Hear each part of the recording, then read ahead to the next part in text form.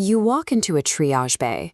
The patient, a woman in her 60s, is gripping the side rail, speaking rapid Spanish. Her daughter stepped out to park the car, and the interpreter phone is across the hall. Right now, you need to verify 3 things: where the pain is, how bad it is, and whether she can confirm her name and date of birth for the ID band. This is the moment that matters. It doesn't look like an app quiz or a slow-paced classroom drill. What you know, or fail to say, in these specific 30 seconds dictates whether the interaction proceeds as clinical care or immediately becomes a dangerous guessing game. Houston is the most ethnically diverse city in the United States. Across this metro area, Spanish functions as a core clinical tool that nurses use as a standard part of their daily workflow.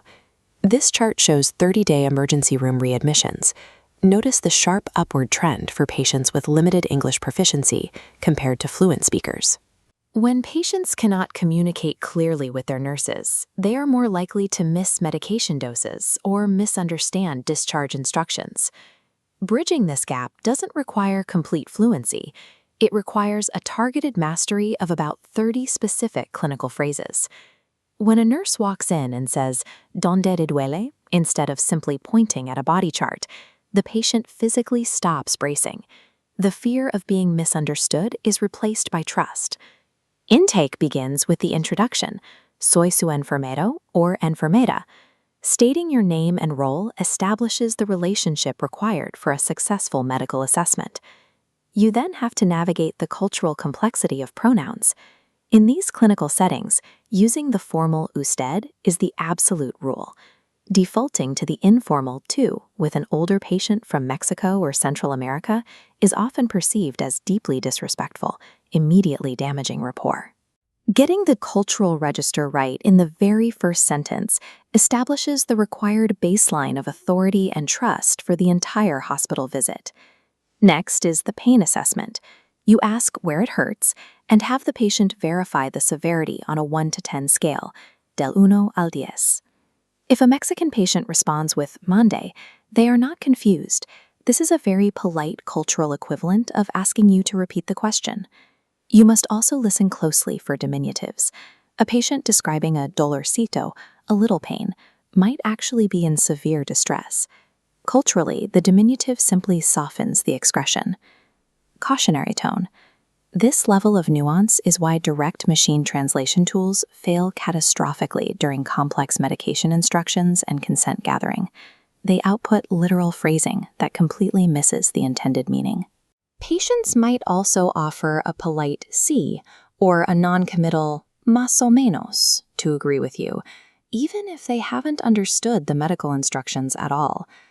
Treating these cultural idioms and softening phrases as literal statements is just as dangerous as misreading a vital sign monitor.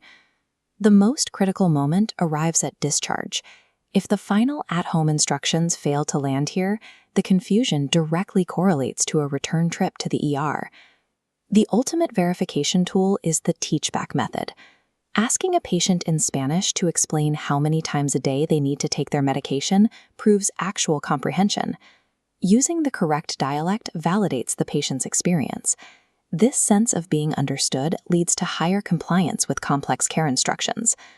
Vulnerable patients prioritize clinical presence over linguistic perfection. These core phrases provide the foundation for that interaction. Standard textbook Spanish cannot teach local street dialects or decode terms like ahorita, which technically means right now, but often translates to sometime soon. StreetTongue is built specifically for these environments. The platform offers real clinical AI scenarios and scored pronunciation feedback tuned directly for Mexican Spanish.